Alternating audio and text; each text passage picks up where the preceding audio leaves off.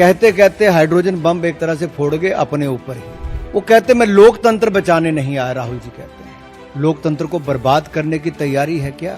तो क्या श्रीमान राहुल गांधी जी, कांग्रेस ने वोट चोरी करके सीट जीती थी 2023 में? अनसक्सेसफुल अटेम्प्ट्स की गई, प्रयास किए गए जो विफल रहे, नाम काटने के आलंद असेंबली कॉन्स्टिट्यूएंसी में। और ये इलेक्शन कमीशन ने एफआईआर फाइल करने के लिए ही कहा था इस पर, और मैटर इन्वेस्टिगेट करने के लिए भी इलेक्शन कमीशन ऑफ इंडिया ने ही कहा था। इलेक्शन कमीशन ने मोबाइल नंबर पहले ही उपलब्ध करवा दिए हैं, आईपी एड्रेस अगर दे दिए हैं। अगर मोबाइल नंबर दे दिए, आईपी एड्रेस दे दिए, तो कांग्रेस शासित राज्य की कर्नाटक की सीआईडी ने अब तक क्या किया? और मैं एक ध्यान आपके माध्यम से देश की जनता को बताना चाहता हूं। रिकॉर्ड्स के अनुसार आलंद विधानसभा क्षेत्र ये कांग्रेस के ही कैंडिडेट ने जीती थी 2023 में 10,348 मतों से। तो क्या श्रीमान राहुल गांधी जी, कांग्रेस ने वोट चोरी करके सीट जीती थी? एक बात आज जो राहुल जी ने बातों में मान ली और अपने जवाब में कहा, वो कहते कहते हाइड्रोजन बम एक तरह से फोड़ गए अपने ऊपर ही।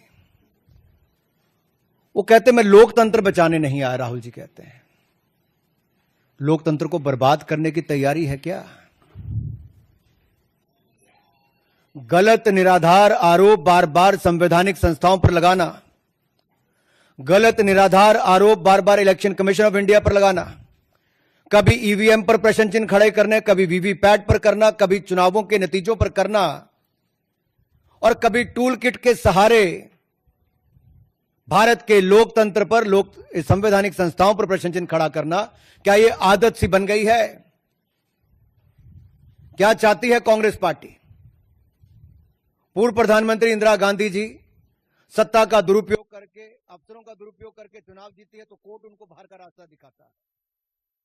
राजीव गांधी जी की हत्या के बाद एक लोकसभा का चुनाव पेंडिंग नहीं होता, 1 महीने तक अगर चुनाव को स्थगित कर दिया जाता तो किस पार्टी को फायदा उस समय के इलेक्शन कमीशन ने दिया? रमा देवी जी, एमएस गिल, टीएन शेषन से लेकर ये बाकी सारे इलेक्शन कमिश्नर जो थे, किस पार्टी ने नियुक्त किए और वापस किस दल में गए? कांग्रेस पार्टी में गए। इलेक्शन कमीशन का दुरुपयोग इन्होंने कभी किया होगा, उनको बड़े बड़े पद भी बाद में दिए होंगे,